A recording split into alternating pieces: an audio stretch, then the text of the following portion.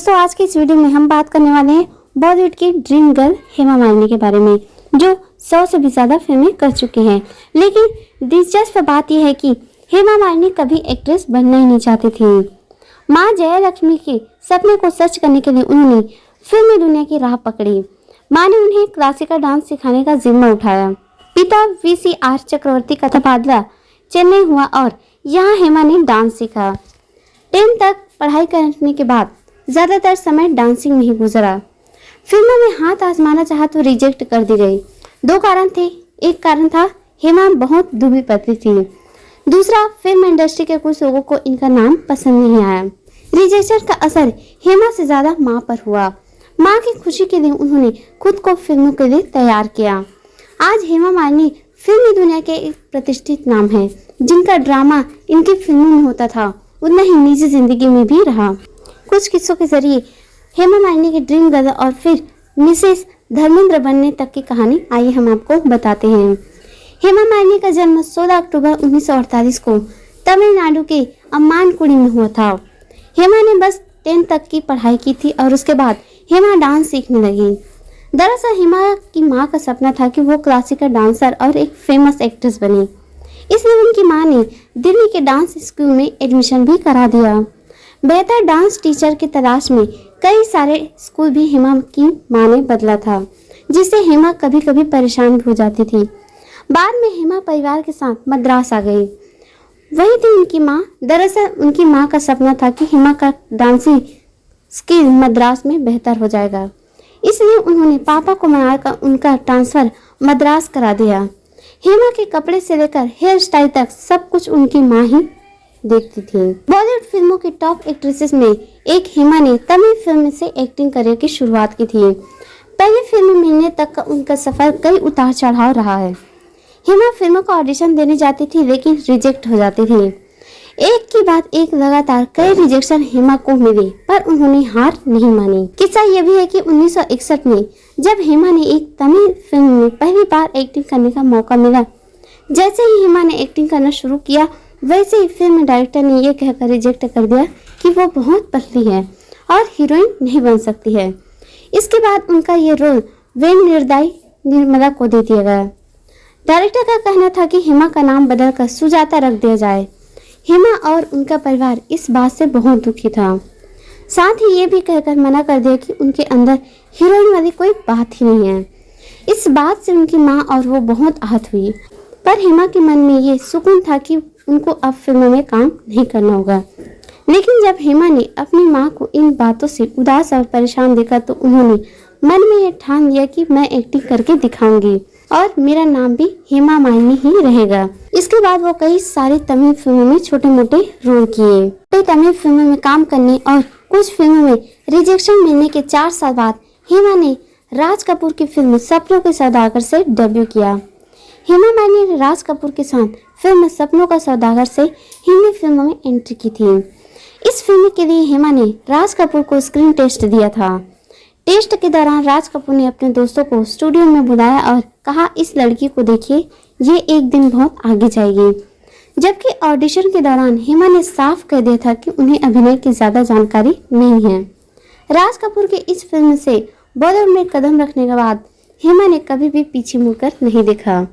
इसके बाद 1972 में रिलीज हुई फिल्म सीता और गीता से हेमा मालिनी ने इतिहास रच दिया। इस फिल्म में हेमा डबल रोल में दिखाई दी। ये रोल बहुत खास भी था क्योंकि इससे पहले एक्ट्रेसेस को डबल रोल बहुत कम ही मिलता था। इसके बाद हेमा ने कई सारी फिल्में की, लेकिन 1975 में रिलीज हुई फिल्म शोले उनके करियर की सबसे बड़ी हिट साबित हुई। इस फिल्म में वो जया बच्चन, धर्मेंद्र और अमिताभ बच्चन के साथ नजर आई थी।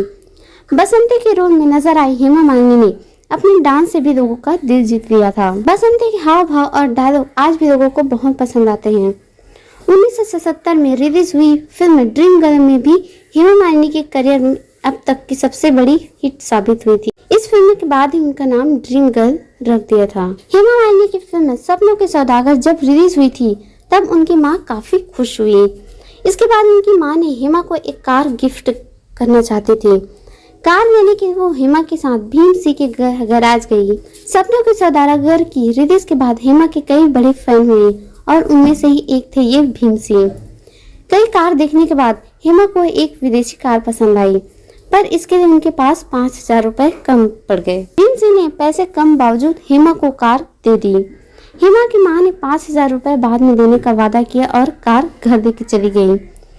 सक्सेस की सीढ़ी चढ़ने के बाद हेमा के माता पिता उनकी शादी को लेकर बहुत परेशान रहते थे। सही लड़का नहीं मिलने के कारण माता पिता हेमा की कुंडली लेकर कई पंडितों के पास जाते थे। जब उन्हें हेमा धर्मेंद्र के रिश्ते पर शक हुआ तो उन्होंने हेमा के साथ आउटडोर की शूटिंग में जाना भी शुरू कर दिया था। हेमा के माता पिता धर्मेंद्र को पसंद करते थे, लेकिन वो उनको अपना दामाद नहीं बनाना चाहते थे। हेमा पहले जितेंद्र की दुल्हन बनने वाली थी।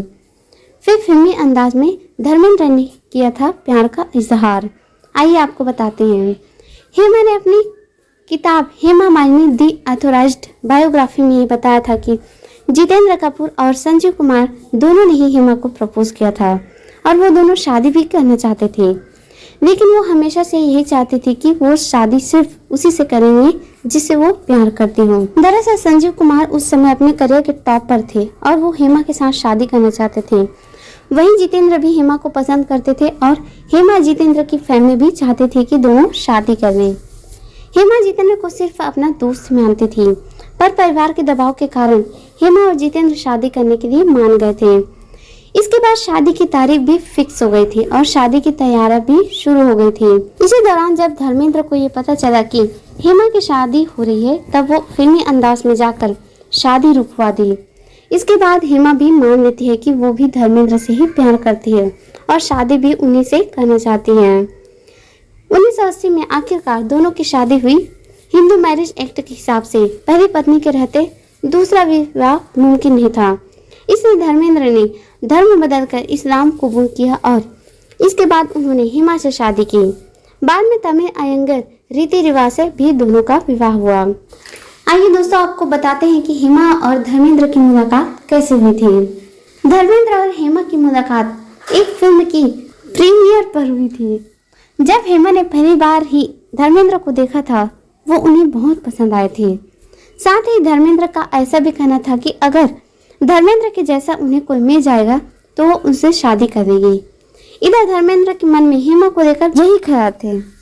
शादीशुदा होने के बावजूद भी धर्मेंद्र को हेमा पहली नजर में पसंद आ गई थी। इसके बाद दोनों फिल्म तुम हसीन मैं जवान में नजर आए थे। किस्सा ये भी है कि जब धर्मेंद्र हेमा के साथ कोई सीन शूट करते थे तो वो कैमरामैन को पैसा दिया करते थे। वो ऐसा इसलिए करते थे कि कैमरामैन कई बार रीटेक ले और उनका ज्यादा समय हेमा के साथ बिता सके। दोस्तों, बात करते हैं हेमा के राजनीतिक सफर के बारे में। तो फिल्म में काफी नाम कमाने के बाद हेमा मालिनी ने राजनीति का रुख किया था। वो 2004 में भारतीय जनता पार्टी में शामिल हुई।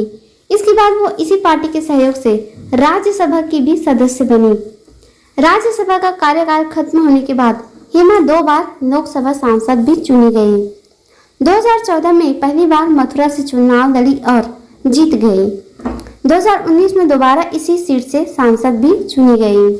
दोस्तों, हेमा और धर्मेंद्र का विवादों से भी गहरा नाता है। धर्मेंद्र हेमा को बहुत पसंद करते थे। जब हेमा और धर्मेंद्र की दोस्ती को प्यार का नाम दिया गया तब एक दिन गुस्से में आकर धर्मेंद्र सेट पर पहुंच गए थे, जहां हेमा और जितेंद्र फिल्म की शूटिंग कर रहे थे। इसके बाद धर्मेंद्र जितेंद्र से झगड़ा करने लगे थे, जिस कारण हेमा और धर्मेंद्र काफी दिनों तक सुर्खियों में थे। हेमा मालिनी हमेशा से बेबाकी से जवाब देती रही, इसी कारण उन्होंने राजनीति का भी रुख किया है। जब हेमा ने राजनीति में कदम रखा तब उस समय उन्हें काफी आलोचनाओं का भी सामना करना पड़ा। जब वो मथुरा की विधायक बनी तब भी उनके कई विवादित बयान भी आते रहे। मथुरा में जब अतिक्रमणकारियों और पुलिस के बीच झड़प छिड़ी हुई तब हेमा ने अपनी शूट की फोटो ट्वीट भी की थी और आम जनता ने इस हेमा का गैर जिम्मेदाराना व्यवहार कहा था। इसके बाद उन्हें वो फोटो भी हटानी पड़ी। इसके बाद उन्होंने इस बारे में सफाई दी कि वो जल्द ही मथुरा पहुंचकर मामले को देखेंगी। दोस्तों, ये थी हेमा मालिनी के बारे में। आपको यह वीडियो कैसी लगी कमेंट कर जरूर बताइए। मिलेंगे नेक्स्ट वीडियो में, तब तक के लिए जय हिंद। जय हिंद।